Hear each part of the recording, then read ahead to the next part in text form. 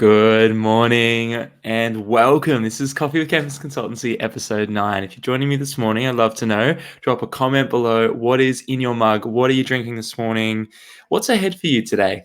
What are you up to? I'd love to hear from you. And there's also a link up in the description too. So if you're looking at this and you see the description, click on see more or click more, and there's a link. So if you'd like to jump on and have a chat, feel free to jump on and join me. Have a chat. Tell me what you're doing this morning. You'll pop up in the sort of blank screen down the bottom. We can bring you into the chat. We'd love to see what you're up to.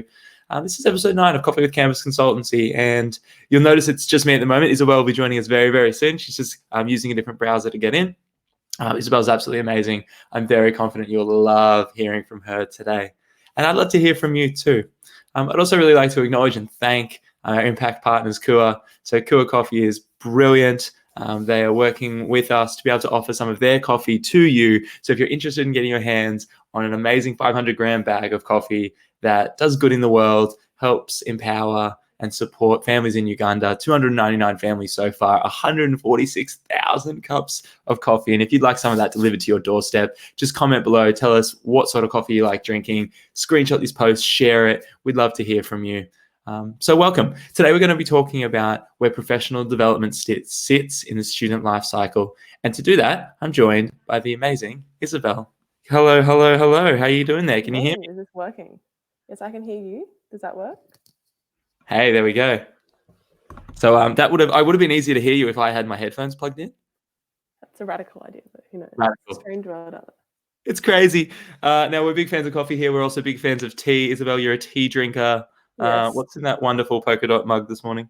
So the story of this one. So when I was in high school, I had this brilliant friend. She was based in South Africa. Whenever she went back, she always she knew this was one type of tea that I really liked, and she just would bring me back large amounts of it. I still have it. I'm the special occasions tea.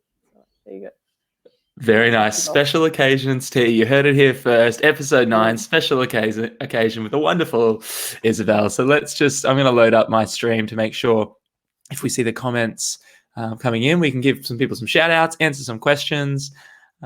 Today we're going to be talking a little bit about your journey, definitely. And really, firstly, thanks just for taking the time to join me this morning, Isabelle. No, all good. Lots of fun. I did have a question for you actually to start that I thought of this morning. I love that. I'd love to hear your question. What can I answer for you?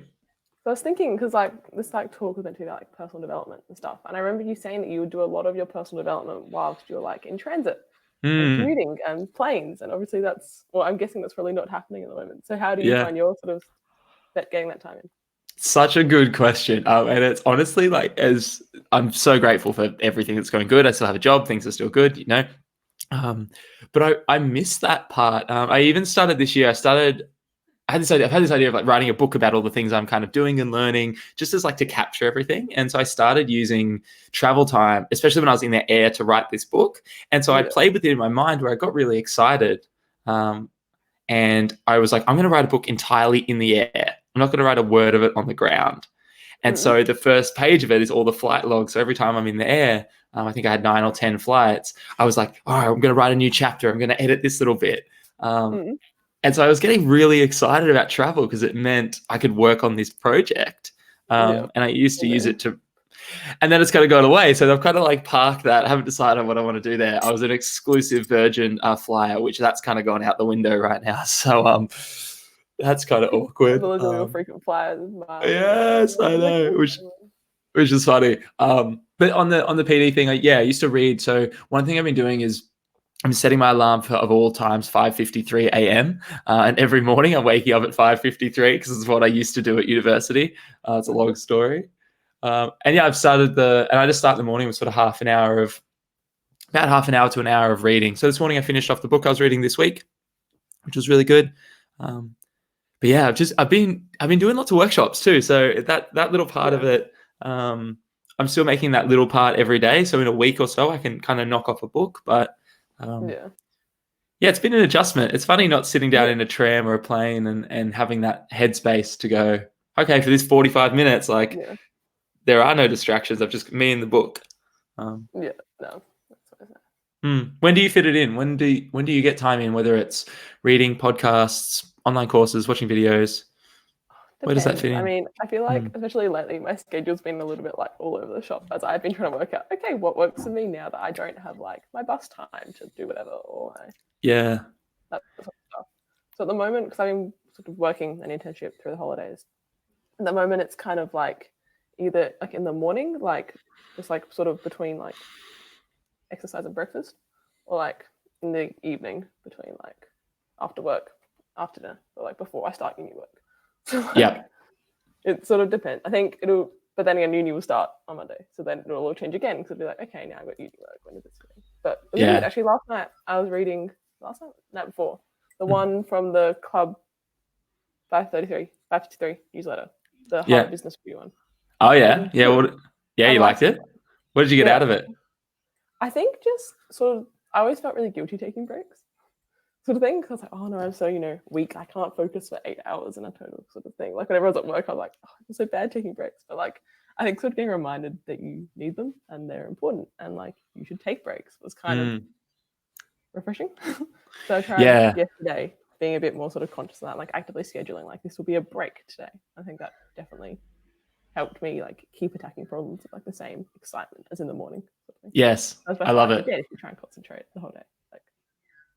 Yeah, and so that idea of taking breaks might be a nice thing to start with, because I think when we talk about where does personal and professional development fit in with being a student, like you've already got so much to do, why are we saying we should do even more? I think that the idea of being conscious about taking our breaks is crucial, and it's kind of a starting point. So I've got a concept knowing that you can like succeed without working 24/7, like, but then they're not like they're not mutually exclusive concepts. Yeah, and so I heard this thing the other day that I love that was saying it's not that you can succeed without it, it's that you can succeed in spite of it. So the idea of, oh, I don't sleep at night and I work 24 hours a day and that's why I'm successful. It's like, no, you'd probably be more successful if you did sleep a healthy amount. You're successful in spite of the fact that you're sleep deprived, not because of it. And like that was it. That was an interesting reframe. But knowing that you're sort of idolize those kind of behaviors as well, right? As a sort of society, it's like, oh, whoa, you're so hardworking, you don't sleep, Not like, hey, are you okay? Maybe you should get some sleep. Like, we have a very weird way of talking about potentially quite like damaging behaviors in that sort of respect. And it's just like, Yeah, totally. And I think it loses some of the finesse of the conversation of, I mean, because we've been doing like the Club 553 thing, waking up at 5:53 in the morning. And if you're joining us, if you're listening in on LinkedIn Live, Facebook Live, set an alarm tomorrow for 5:53 in the morning, and that glorious hour or two between 6 a.m. and 8 a.m. before the rest of the world wakes up and gets moving. It's pretty amazing what can be done. But to do that, like yesterday, I'm up at 6 a.m. and working solidly until 6 p.m. But then we had dinner and we're in bed and watched an episode of Netflix, and I was asleep by 9, and then I didn't wake up again until 6. It's like I got 9 hours of sleep. So it's like you can get a lot done and get a lot of sleep. It's just cutting out some noise in between. But knowing that you're an amazing mathematician with, I believe, a perfect 7.0 GPA, a handful of degrees and a whole bunch of different student leadership roles, as well as someone with a massive heart, which is what I admire most about you. One of the concepts I thought you might like on the idea of breaks is this idea of, given your mathematics background, is I think about it as what we're trying to maximize is area under the curve. And on one axis, you have time, and on the other axis, you have energy. I think if you want to be really successful at anything, it's putting high amounts of energy for sustained amounts of time into a thing. And so what we know from all the research in education is that your energy goes down as time continues if you don't have a break. Whereas and then it's like nothing, right? So like for that last hour, you're at 10% capacity or whatever. And so the area under that curve is nothing. But if you take a little break, even 5 minutes, 10 minutes, 2 minutes, that it can jump that energy back up. And then come back. So you have like the crest. You have the crest of all of those waves rather than just like this one long depleted long tail of burnout. Is that Isabelle's dad in the background? That was Isabelle's dad, who is going to now go and tune into LinkedIn Live. Oh, that's funny. I would love to. We should definitely get Isabelle's dad in on Coffee with Campus Consultancy. Isabelle and Isabelle's dad. We had a chihuahua yesterday. We've got a father today. Oh my gosh, yes. Just like show and tell at school, right? Like you bring your pet or your parent or your, I don't know, whatever else you should bring in to show and tell at school. Like, I love it. We should definitely, Isabelle, that's great. From now on, there's a show and tell component to this this morning show. I want a show and tell component.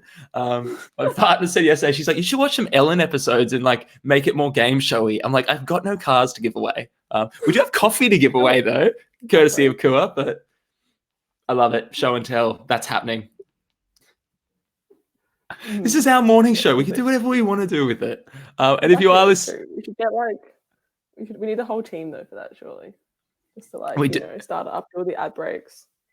Oh yeah, imagine if we start bringing in ad breaks. That'd be tragic, wouldn't it? I'm sure I'm not technically savvy enough to pull that off. I have no idea, but And at some point, we got to talk about today's topic as well, which is where does PD fit? So, Isabelle, in a second, I just want to check on different feeds, say hello to a few people who are tuning in this morning, which is always amazing. There are some funny comments that I don't quite understand the meaning of. We'll definitely say hi to Anup. Great to see you there, Anup. Christine T from Monash Parkville Student Union. Good morning to you as well. Someone who's very motivated by personal development also, which I love. So, Isabelle, in terms of all the different things you've done at university, you're really deep in your subject matter. Are you doing a double degree? Is that right? Technically combined. It's a degree and a diploma, but okay, same but different. Cool. I love it. You're doing a lot of uni, but then you're also doing a lot outside of uni in terms of extracurriculars, internships, and things like that. For someone with such great grades, why is it that you choose to invest a lot of time in developing yourself in other areas as well? Why is it that grades by themselves are important, but not the whole picture? What's your take on that? I think, part of it was kind of not consciously, right? Like I joined ORMS because someone was like, hey, we need a first year rep. Do you want a first year rep? I'm like, yeah, sure. So part of it wasn't me being like, yes, this would be a really great opportunity for me to learn leadership skills, Yeah. Let's do it. Love these people. Sort of thing. And then I guess sort of was only sort of later when I was starting to like write a resume. I was like, oh, that was quite a good decision and passed me, sort of thing. And I think it's sort of become more of the fact that like, the Socrates quote, like the more I learn, how little I know. I love that. Thing. I think it's that kind of idea where like the once you sort of start learning, you're like, wow, I could learn so much more about this. I think like the key point there is that it doesn't mean that you're sort of a problem to start with. I think it's really easy when you look at personal development to start sitting there being like, wow, I need to learn this. I'm kind of not so good at this. So then we so often forget to take a look at, use those same skills that we've picked up and being analytical to be like, wow, I'm actually also really quite good at these things as well. Like it's so easy to sort of like develop that self-awareness and then start using that to only see yourself in a really negative way. Because you do like that self-awareness in itself is a really positive skill sort of thing. And it's so easy to forget then like, oh, hang on, I have all these other awesome skills, or like, I've already developed all these other awesome things. Or because you can read those things, be like, oh, you can improve here, And so often I think it's important to take time and be like, hey, I'm not broken or anything to start with, like I'm just learning. And that doesn't mean that you're bad to start with. Not at all. Yeah, and that framing around personal development, especially for students, this is like a butchered Jim Rohn quote, but he used to say, always work harder on yourself than you do on your career. And I love that for like employees. And I think for a student, like I often say to students, work harder on yourself than you do on your degree. Because at the end of the day, like you do a degree, it'll set you up for a couple of career paths, but it's not, I don't think that degree determines your future. The degree isn't the destiny, but it gives you a set of skills which are really helpful. And then there are all these other skills that you can complement it with. So for people who are in degrees that are STEM related, that are very technical, as well as lots of other degrees are, but very analytical almost in nature. What are some of the skills you reckon you developed in your degree that outside of the direct content matter, that you now use in your internships or in your role as like treasurer or in your role as president, all the other things you do? What are some of those like softer skills, enterprise skills? Yeah, I think definitely it's kind of, you learn how to learn. Like our lecturers sort of said this a lot in first year, and I was like, what do you even mean? But it was kind of only sort of later when I was like having to pick up things really quick outside of a course. Like, okay, you're a machine learning intern now. I hope you know machine learning. And it's like, I do now. Like when you're sort of having to pick things up really kind of quickly, that was kind of when I was like, oh, hang on, I am actually pretty good at just absorbing information and like working out what that all means. Like I can read a paper and be like, oh, hang on, that's like a bunch of stuff that I can sort of, I haven't seen before, but I can kind of work it out.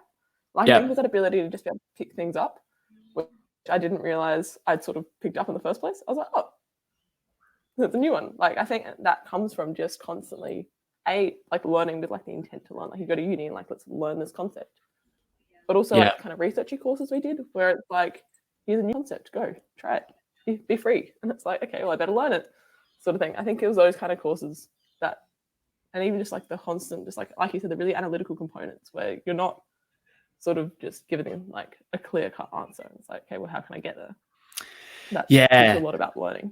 That's interesting, isn't it? That idea of if there's an answer in the back of the book, it's not a great question kind of thing. Whereas the problems in life like don't have clear-cut answers. All the stuff we're dealing right now with COVID, like there aren't clear-cut answers. Like we want to run a morning show and have coffee at 8 a.m. No one's written a how-to guide on that. Like, you know, I can piece the bits together. People have brought people in. People have made logos. People have, you know, set a schedule. I can bring the bits, but like there's not a roadmap. And so where in terms of like you don't sort of realize, I think sort of going to uni and like getting on committees, I'm like, hang on, everyone else just kind of picks up as they're going. Like you're kind of so used to through school being like looking at me like someone out there knows what they're doing. Like teacher knows what they're doing. Someone beyond them knows what they're doing. And you still get to uni and realize that you're meant to be the people who know what they're doing and you're like, do I though? Like I think that was kind of, I think that sort of becomes more obvious now than ever, where we're all just like, yo, uni, how should we do this kind of thing? And they're like, go find out. It's like, what? Like it's been exciting. It's a bit sort of terrifying and really sad in some other ways, but.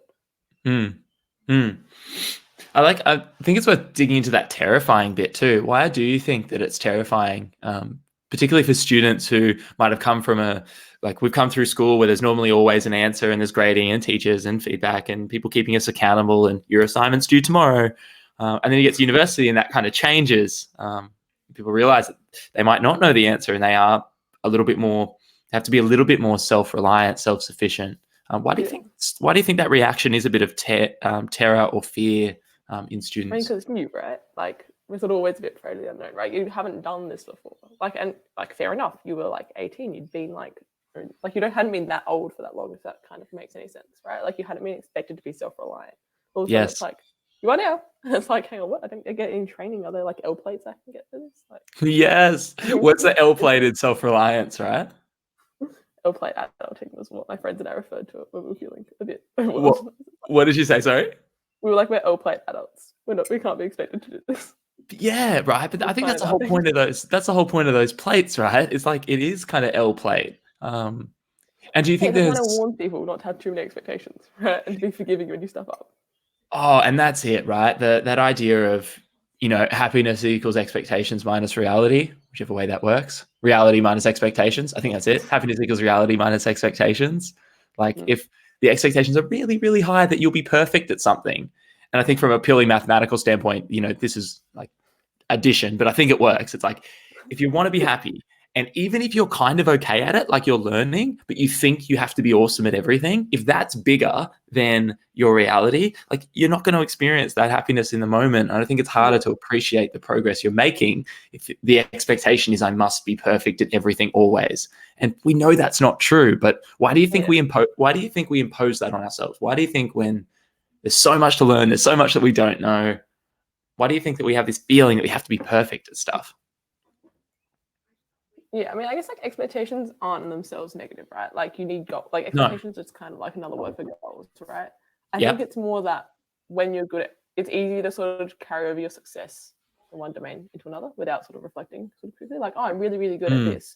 So in this new course I've never done before, I should also be really, really good at it, right?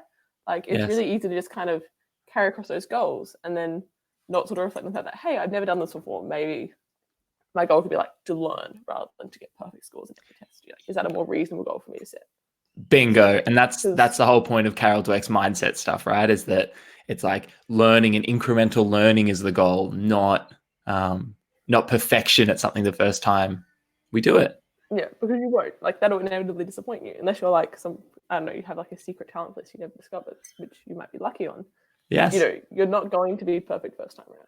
Like that would be kind of weird. That would be weird. It'd be weird if you never did anything and then you were the best at it automatically. It'd be too easy. Yeah. All right, I love it. I love it. So we've got a whole bunch of people jumping in on the comments wanting to say hello, Isabelle. You're a hit. Annabelle from the University of Melbourne says hello. Good morning, Annabelle. Emma tuning back in. Lovely to chat with you, Emma. Isabelle, do you know Emma, by the way? Have you spoken to Emma Tibbles before? If Have I I have, I'm introduced you really to? sorry. I don't think I can remember off the top of my head. No. No, that's sorry. If I I have, shouldn't I have put really apologize. I have a terrible memory. That's such bad form from me. I should just quiz you about all your friends and if you remember their birthdays now. What a jerk Oh move. no, that's I, like an instant fail. That's my I don't. expectation from that one. If I get I one don't. right, I'll be upset.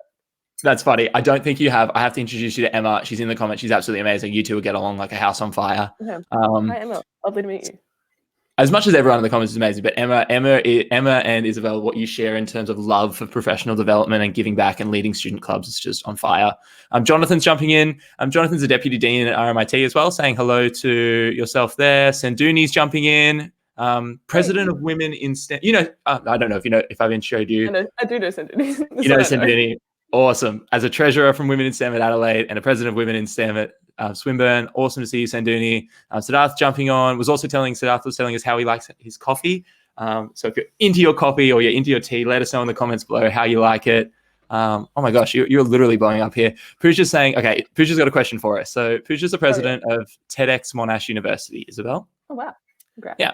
And she says, how important do you think people/communication skills are for personal development, especially during COVID? My dad and I have been discussing about how as students and future workforce assets we need to hone our people skills. So yeah, how important do you think people and communication skills are for your own development or for careers in the future?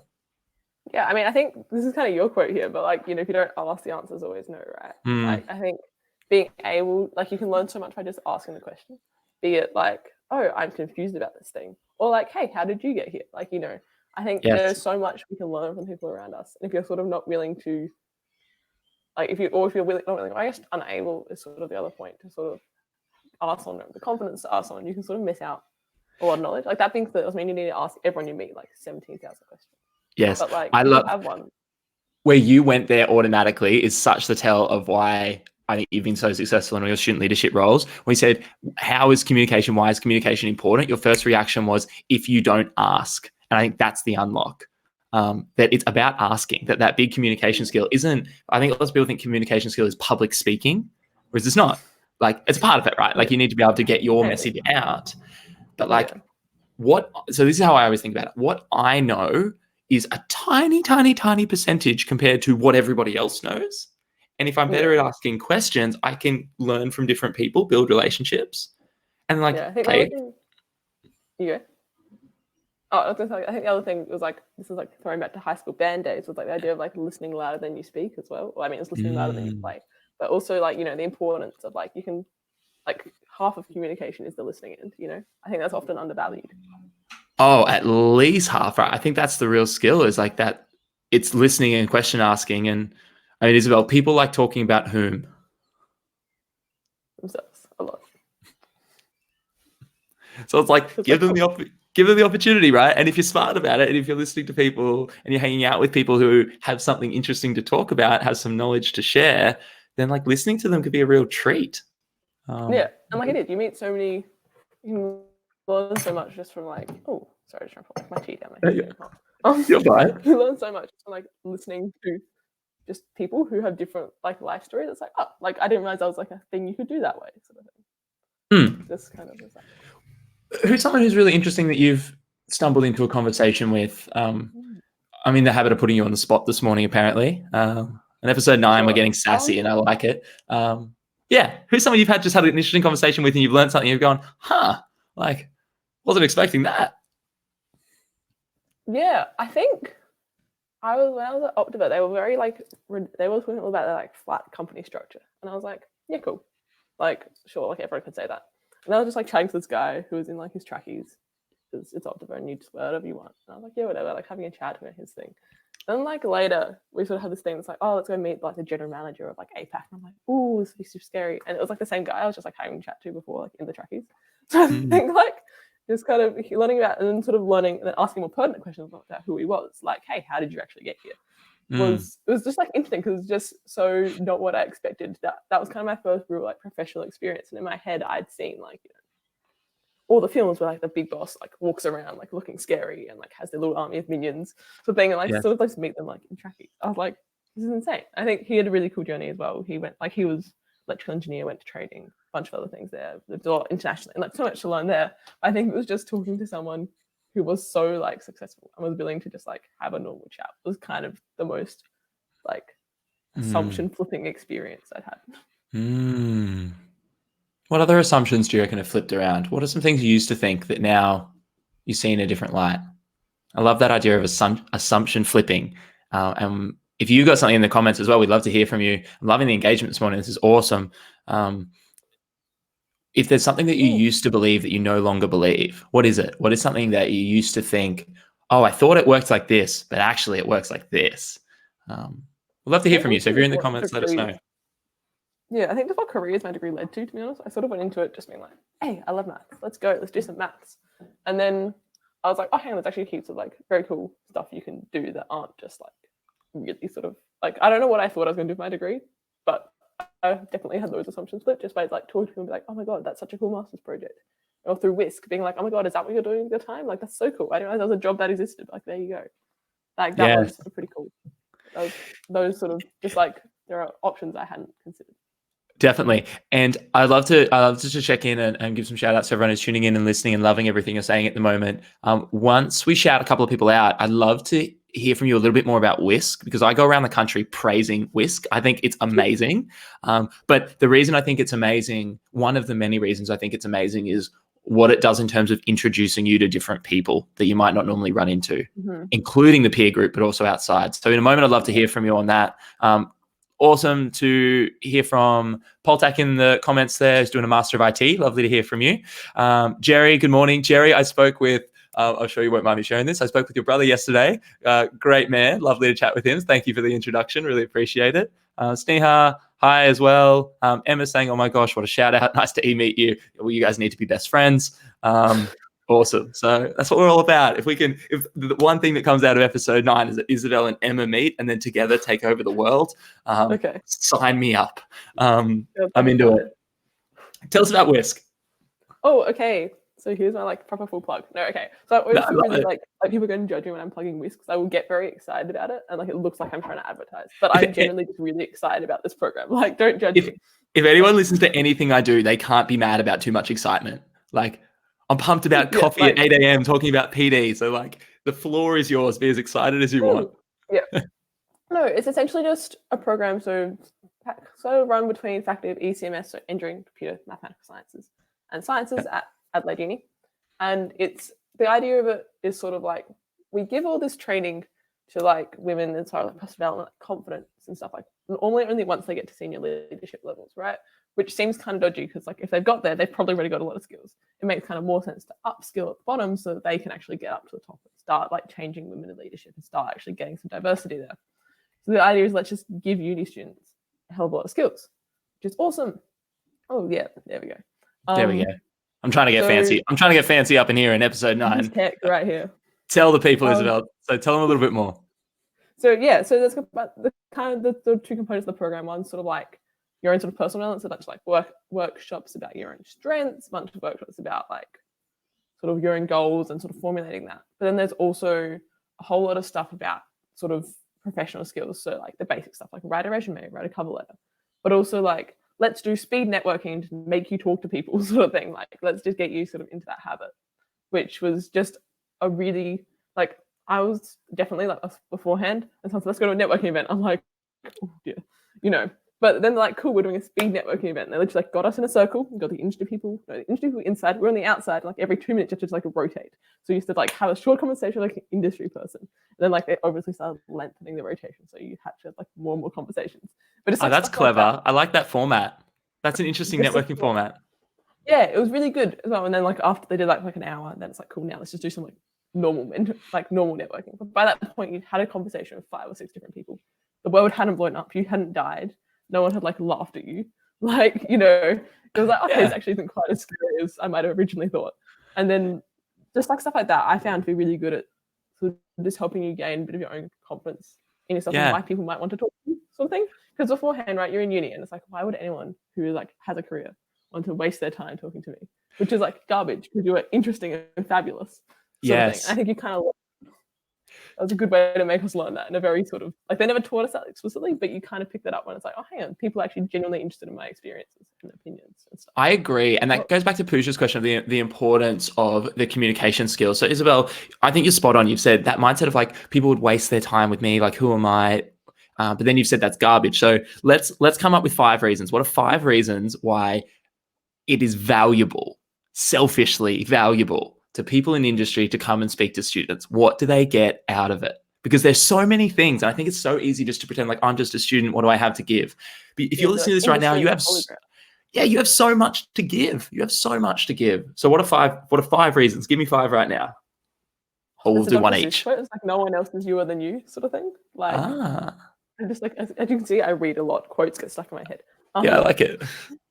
Okay, so you're no one's youer than you, so that's crucial. So why is that valuable to someone in industry? Why would they be interested in you? You're different. They haven't met someone like you before, objectively. Yeah, so there's a bit of variety, something new there. I love it. What else? How else could spending half an hour and an hour with some young, motivated students, how does that help people in industry? I mean, it's probably inspiring from their end, right? Like, it's probably easy to forget, I'm guessing, once you're kind of qualified, kind of how cool your job is and how sort of interesting you are as like a person, how interesting people find you. It's like, oh, okay, like that's actually like people are pretty excited about this. Like, I should be excited about this too. Yeah, I think you nailed 3 right there. I think it's 1, it's exciting. Like it's fun just to like, there's people there who are doing inspirational stuff as students. Like 2, there's a nostalgia play that like, oh, I remember when I was a student and blah, blah, blah. And then 3, it's like you're making people feel important. Like if your communication makes someone else feel important, it's a good start in communication. Like ask questions, make them feel important, good home base. And if there's one more, what do you reckon the value is from a professional to have their brand in front of students at a great university like Adelaide or many other unis who are tuning in? How does that help a professional? Yeah, I mean, if you know someone who like worked there and loves it and you go work there and they like you and you're also someone who will make their like work better, work easier, join their team, whatever, like big win on their end. Exactly. There's a bunch of reasons. So if you're out there and you're thinking, if you're in a student leadership role or a staff leadership role at a university, putting on a networking event before the end of semester or trimester, do it. Bring students in, bring staff in, send 100 DMs on Instagram. People on Instagram, you can do it on Instagram, on LinkedIn. People will come. People want, there's a mutually beneficial exchange there, if nothing else, just for connection and to come together. But I think it's really important that in that personal development journey of students, if you're learning skills, you're going to workshops, you're going to networking, that students really feel like what's the word I want to use here? Like that they are valuable and have something to give. And that this is just another another level of their development, but there's already so much they can give and can add to other people's lives too. Yeah, I think I cannot say it like enough times. Like you learning something doesn't mean you're broken before you started learning something, or you're improving doesn't mean you're bad before you started improving. It just means you're better. Like that's like being even better does not mean you're bad before. Yes. There's a Dale Carnegie quote, which I literally read this morning in the How to Win Friends and Influence People book, which I love. And he talks about, he had I think it was a niece come and work as a secretary, and she was 19 and, he had 40 years of business experience, and whatever she was doing, she wasn't doing it, particularly well on her first day ever, which is understandable. And he was talking about this thing of his reaction was to sort of criticize. And then he asked himself the question of, what was I doing when I was 19? And he was like, oh, like I would have been way worse. I didn't even have a job, And that's always where I come back to. I'm like, when I was your age, like, was I like going on a pub crawl? Or was I, which is fine. You could do those fun things. But if someone doesn't have experience, if they're doing something for the first time, that idea of going back and going, okay, when I was there, I was no better when I started. Like when I was a baby, I was still wearing diapers around and couldn't tie my shoelaces up. So, thank gosh I've progressed from there. It doesn't mean you're broken. It's just it goes with other people judging you. It goes with you judging you as well. Like this is the first time you don't not expected to be doing it as if you'd had 50 years of experience. Like I think it's important to be kind when you judge yourself on those kind of fronts too, because you're not expected to have been perfect at this if you just started. Like there's a reason why we go into grad roles, because we are graduates, not because we are like really experienced industry professionals. Like there's a difference. Like it's expected to be that, Yes, definitely. I love that. I think that's so true.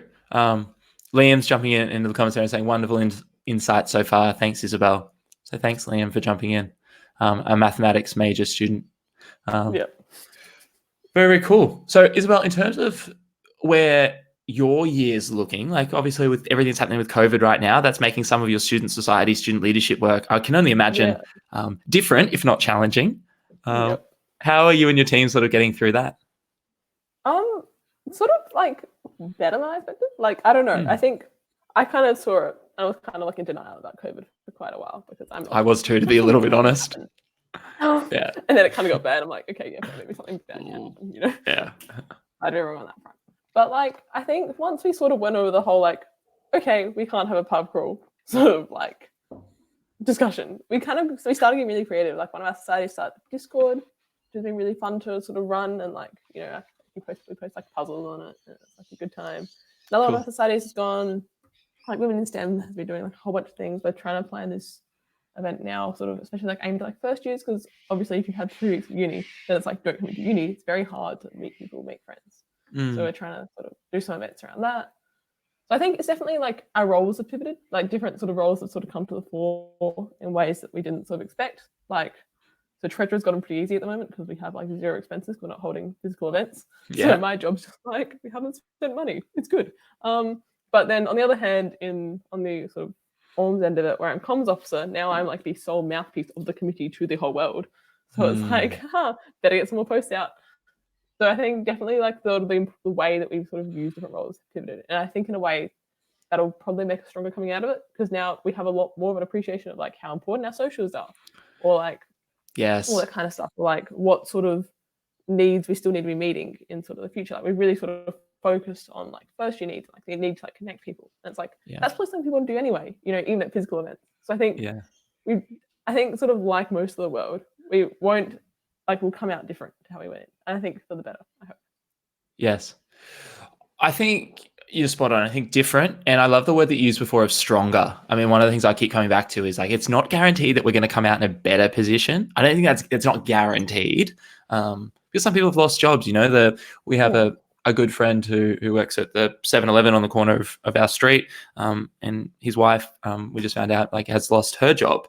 And, you know, it's pretty hard to say like, oh yeah, you're in a better position now because you lost your job. Like that would be a little bit tone deaf, I think. But I think what can come out of this is strength and increased strength, and that you might come out the other side. And if and when you get through this, you as an individual, you as a couple, you as a team, you as a club or society, you as a university, and theoretically all the way up to us as a country, and as a planet, I think there's an argument there, and I genuinely believe it, that we will come out of this stronger, more resilient, and that like through history, this has happened. Stuff like this has happened again and again and again, and a lot of the innovation comes out then.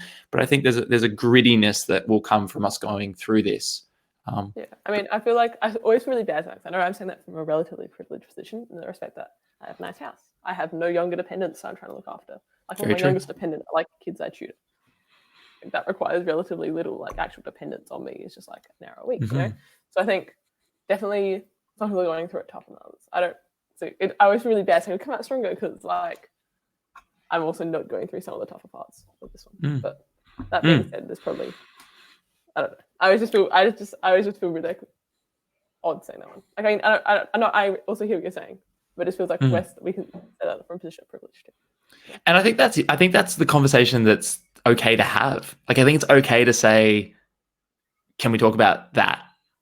You know, like I don't know if it necessarily needs to be like, I think when we're in a position where we know that there are things and resources we have that we can use, and both of us are really united by the idea, I believe, of helping other people.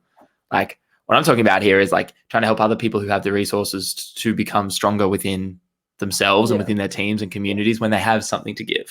And if we do have the lights on and we're choosing each night to spend 3 hours watching Netflix, like we could, if we wanted to, spend one of those hours doing something to learn a new skill, help somebody else, and still get 2 hours. I can what you're saying. Yeah. But I think that's right. What do you think from your perspective around, you know, when you go to university as a student, when you sign up to be a student at a university, you don't sign up and sign a letter and saying, I pledge to help this many students in my time here. You know? Totally. That's how Adelaide Uni does it. Yeah, I know, right? Good plug. But I think lots of students do that. By the way, just I know, you're fine. But lots of students do that, and they step up and they do help other students. They do really lean into that of like, I think I can help people. I want to help people. I will. During this time, if people are in that position where they're saying, okay, I think I can make some time in my week to help other students. I've developed some skills, whether I'm a good communicator, whether I'm really organized, whether I can, I have some resources at my disposal, whatever that is, time, energy, finances, whatever it is. Where do you think students could go if they're not currently involved in student groups or they're not currently involved in volunteering? Where could they go to start to learn some of these skills and to give back at the same time? A good probably first point. I mean, I don't know how it's other unis, but like our student unions got like they just like actively like advertise opportunities. And if you're like, hey, I have these kind of skills, where do you think? They will know. They know the clubs list inside out.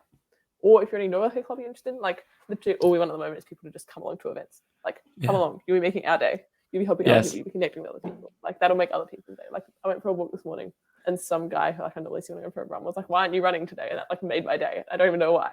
Like it's so sort of like powerful, just the idea of like talking to someone. Like I think you can really, they're really simple ways to make people's day at the moment when human contact is a little bit sort of rarer than we would like sometimes, Yeah. As far as other things, I think, depending where you are, like I don't know how much you want to reach out, but on like a sort of outside of uni scale, like I know in South Australia there's like volunteering SANT. I'm guessing most states have their equivalent. That's a really sort of, they just like advertise like any and all volunteering opportunities like in the whole state. And I'm sure there are still ones out there now. I think Meals on Wheels putting out a call for like drivers if you just want to like drive around and chill out for a bit. If you're good at driving, if you like driving, like I think just sort of taking a Google can take you a long way sometimes. I agree. And when you said, I like what you said earlier of, when I was the first year, I wasn't thinking, I need leadership skills. I just did something because it was fun. I think right now, maybe those obvious fun opportunities aren't as clear, but I think there are a lot of really obvious opportunities of places to go to connect or places to go to give. And I think I'm very confident that if people would lean into some of those, not only would they feel really good, but they'd also in the process develop some skills you'd be amazed how that helps you in a year's time, 5 years' time, 10 years' time. It's often skills are retrospective, right? You only sort of figure them out when you're like writing your resume, and it's like, right, what skills have I developed? You're sort of looking at stuff you've done. It's like, oh, actually, I had to do that sort of thing. Like, you don't often at the time say like, wow, this opportunity, like, driving around fields has really improved my like X, Y, Z skills. Like, I don't know. Maybe people do. Maybe I'm just not that self-aware. But like, I find it's often like a retrospective kind of thing as well. So like, I think if you go in just looking to give, you'll probably get a lot more out. If you're looking and going to give, you'll probably get a lot more out. I think it's beautiful. I love that. Isabelle, you've been really, really generous with your time this morning, and people have been jumping in, commenting in, and absolutely loving everything you're saying. Talking about strength in adversity, developing resilience, definitely developing resilience. For you this morning, and as we sort of start to let you go and continue with your wonderful day and everything that you do, if there were a couple of things that, or even if there was one thing that you're really into at the moment, like if it's your particular sort of tea that you're into, or is there something that you're thinking about, pondering on, a question that you have for yourself or for the world, where's your sort of headspace at on the 23rd of April, 2020? That's a good question. I mean, it's definitely a little bit all over the shop at the moment. I'm balancing a couple of things at the moment. It's kind of just like, don't let any of it drop. Make sure you get your uni work done. You've got the thing. I've got like 2 workshops today, so I'm like, where am I fitting that into my day? Yeah. But also kind of more broadly, it's just like I've been reading a lot lately, and that's been kind of fun. Like I'm reading a couple of French things. Like Harry Potter is free for all of April, just for a bit of a plug for a side passion there. You go to your local library. I'm pretty sure. Is it just essay or is it Australia? I don't know how the public library system works. Definitely an essay. It's like free on like the online app in like any language. So if you want to like practice a language, that's what I've been doing. Listen to it in like French or like whatever floats your boat. Cool. I love that's also not that profound, but that's kind of no. We don't need profound. We don't need profound at all. I love on your LinkedIn bio. I think the last line of it is like, talk to me. I'm going to butcher it. I'm trying to remember it now. It's like, talk to me about anything. It's like feminism, history, or Harry Potter, especially Harry Potter. There you go. Harry Potter. True to it. Read it, then talk to me. Read it, then talk to me. I love it. It's so good. Isabelle, you're awesome. I think you've shared this morning a lot of really practical things that people can do, like to give, especially, and then returning, like what will return to you if you give. I think is really powerful, which you've nailed and shared. Some really practical places people can go. The idea that even if you're listening in and, you might go, oh, well, I don't have a 7.0 GPA, or, I'm just getting through university, but I'm doing the best I can. I think what you've reflected on there of like not judging yourself too much and just going, look, this is where I'm at right now. And like, that's okay. Especially now, and like you said, there's no roadmap, right? There's nothing to judge yourself against. Like if you're doing it, you're doing a good job, There's like, never something to judge yourself against. That doesn't exist. That is also true. It's you. It's compare yourself to who you are today, not to who somebody else is or whatever it is. Compare yourself to who you were yesterday compared to who somebody else is today. The Peterson line, I think. And the whole idea is like, and even that, you don't even have to improve from yesterday. You might just be like, you know what, maybe it's just accepting who you are today to the best level that you can. And I love that some of these quotes, if you were to list the 50 quotes I believe in most in life and stack them up against each other, some of them contradict. And I love that. Like, I don't need a perfect thesis where every point flows into one another, because some days I have to go, you know what, just have to accept myself today. And other days I go, you know what, come on, Josh, you got to be better than that, buddy. I think it's that wrestle. But at the whole time, like, I enjoy the wrestle with myself rather than going like, you always have to be better. It's like, I think that can be a bit toxic. Yeah, I think sort of knowing the advice you're sort of like ready to receive. Like, it's like when your friend is like super stressed, you don't tell them like you need to do better, friend. Yes. It's like, hey, you're doing okay. But when they're kind of like sucking off, it's like, hey, maybe you should just like keep doing your work, sort of thing. Like, I think some of the best advice I heard was like to talk to yourself like you talk to your friends, because sometimes we can be a bit less kind to ourselves than we would be to our friends. Yes. I love that. So maybe one thing to leave today, if you're tuning in, I really appreciate you tuning in. I hope you're enjoying this. It's been awesome. Episode 9, Coffee with Campus Consultancy, joined by the amazing Isabelle, tuning in from Adelaide. But maybe something to leave with is just thinking about, what do you need today? What do you need? Do you need a push? And is there someone who can push you, or do you push yourself? Or is today Thursday, the 23rd of April? Is today a day where you just need to take it a bit easy on yourself? Or is it a bit of both? And whatever it is, that's fine. But having that conversation before you dive into the day, and you dictating the day rather than the day dictating how you feel. Isabelle, you're awesome. Appreciate you. And thank you for having me. Of course. This is fun. I like chatting like this. It's funny. There's a funny pressure when, like, that people are tuning in and listening. I find it's an interesting level of pressure to articulate thoughts when they're not all perfected. Like, it's not to sit here and do a perfect TV interview. Like, that's not the point. The point is to go like, what do you think about this? Can I be wrong about this? Yeah. Also, it's great because like I can't actually see anyone. Like, because I'm just looking at like the software thing. So I'm just like, I'm just talking to myself here and my dad. If he was, I don't know.